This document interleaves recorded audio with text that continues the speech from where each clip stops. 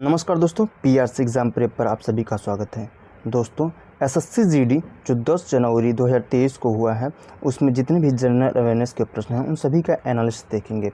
General awareness के 20 प्रश्न पूछे गए हैं, तो उन सभी का आइए एनालिसिस देखते हैं। पहला क्वेश्चन है, जागोई भारतीय शास्त्रीय नृत्य की निम्नलिखित में से किस रूप की प्रमुख शैली है? शास्त्रीय नृत्य कुल टोटल 8 हैं। शास्त्रीय नृत्य कुल कितने हैं? 8 शास्त्रीय नृत्य हैं। कथकली और मोहिनीअट्टम। कथकली और मोहिनीअट्टम ये केरल के हैं। कथकली और मोहिनीअट्टम केरल के हैं। भरतनाट्यम जो है तमिलनाडु का शास्त्रीय नृत्य है। कुचिपुड़ी कहाँ का है? आंध्र प्रदेश का है। ओडिसी है उड़ीसा का। मणिपुरी मणिपुर का है। सत्रिया जो है असम का है। और कथक कहाँ का है? कथक उत्तर प्रदेश का है। यानी कि कथकली और मोहिनीअट्टम केरल का है, भरतनाट्यम तमिलनाडु और कुचिपुड़ी आंध्र प्रदेश का है, ओडिसी उड़ीसा का है, मणिपुरी मणिपुर का है, सत्रिया असम का है और कथक कहाँ का है? उत्तर प्रदेश का है। तो पूछा है कि जोगोई भारतीय शास्त्रीय नृत्य की निम्नलिखित में से किस रूप की एक प्रमुख शैली है? तो ये मणिपुरी की एक प्रमुख शैली है। नेक्स्ट क्वेश्चन, जीवाश्म ईंधन के जलने से होने वाले प्रदूषण को कम करने के तरीके की पहचान कीजिए। तो दहन प्रक्रिया, अगर दहन की प्रक्रिया की क्षमता में वृद्धि कर दे, दहन की अगर पूर्ण रूप से कंबशन होगा तो जीवाश्म ईंधन के जलने से प्रदूषण को कम किया जा सकता है। ऑप्शन नंबर बी सही है। नेक्स्ट क्वेश्चन है, तपन कुमार पटनायक ने किस नृत्य शैली में संगीत नाटक अकादमी पुरस्कार जीता था? तो उन्होंने जीता था संगीत नाटक अकादमी पुरस्कार। छऊ में संगीत नाटक अकादमी पुरस्कार तपन कुमार पटनायक ने जीता। नेक्स्ट क्वेश्चन है, सन 1958 में डाबर से कैलिस तक इंग्लिश चैनल को पार करने वाले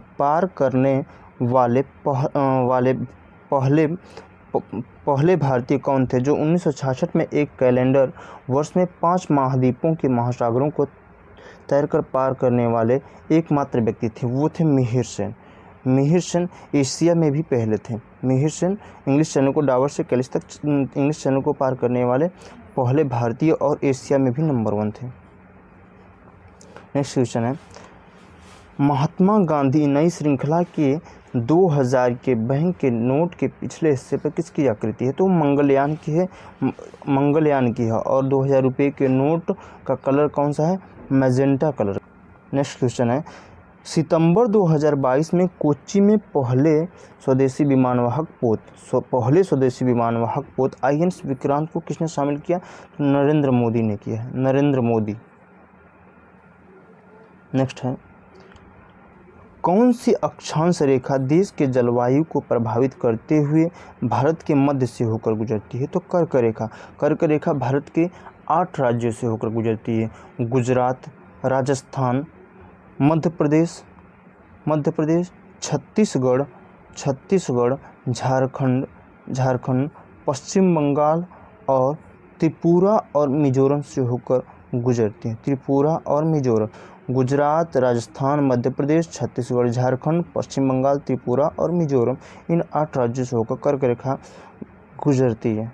नेक्स्ट क्वेश्चन है, निम्नलिखित में से किस मौर्य राजा के शासनकाल में कलिंग युद्ध लड़ा गया? तो कलिंग युद्ध अशोक के शासनकाल में लड़ा गया।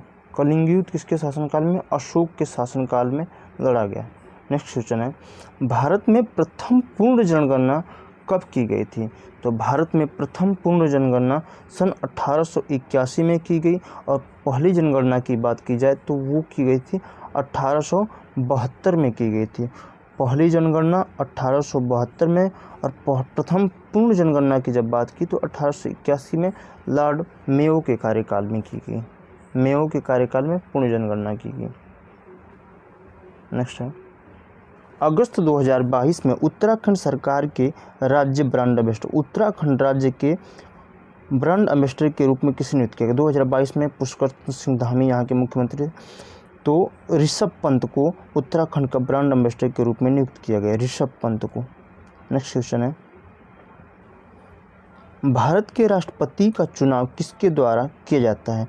तो भारत के राष्ट्रपति का चुनाव संसद के दोनों सदनों यानी लोकसभा के सदस्य और राज्यसभा के निर्वाचित सदस्य, संसद के दोनों सदनों के निर्वाचित सदस्य, यानी कि लोकसभा के भी निर्वाचित सदस्य और राज्यसभा के निर्वाचित सदस्य, इसके अलावा राज्य विधानसभाओं के जितने भी निर्वाचित सदस्य हैं उन सभी के द्वारा राष्ट्रपति का चुनाव किया जाता है। लोकसभा के निर्वाचित सदस्य, राज्यसभा के निर्वाचित सदस्य और राज्य विधानसभाओं के निर्वाचित सदस्यों के द्वारा राष्ट्रपति का चुनाव किया जाता है। नेक्स्ट क्वेश्चन है, निम्नलिखित में से कौन सा महाराष्ट्र का धन्यवाद उत्सव है जहां बैलों को सम्मानित किया जाता है क्योंकि उन्हें खेती के लिए अनिवार्य माना जाता है? तो धन्यवाद उत्सव कहाँ का है? धन्यवाद उत्सव महाराष्ट्र का है। महाराष्ट्र का धन्यवाद उत्सव है, तो ये उन्हीं की खेती के लिए अनिवार्य किया जाता है। ये कौन सा है? पोला महोत्सव। पोला महोत्सव निम्नलिखित कौन सा महाराष्ट्र का धन्यवाद उत्सव है? पोला महोत्सव होता है यहाँ का, पोला महोत्सव। Option number B. Next question है, भारतीय संविधान के मूल पाठ में कितने अनुच्छेद थे? यानी कि जब संविधान बना था उस समय इसमें कुल कितने अनुच्छेद थे? तो 395 अनुच्छेद। जब संविधान बना तब इसमें 395 अनुच्छेद थे और वर्तमान में 450 से अधिक अनुच्छेद हो गए हैं। और इसी समय जब संविधान बनकर, यानी कि 26 नवंबर 1949 को संविधान को अपनाया गया। 26 नवंबर 1949 को संविधान को अपना लिया गया और 26 जनवरी 1950 को संविधान को लागू कर दिया गया। नेक्स्ट क्वेश्चन है, भारतीय संविधान के मूल पाठ में कितने अनुच्छेद थे?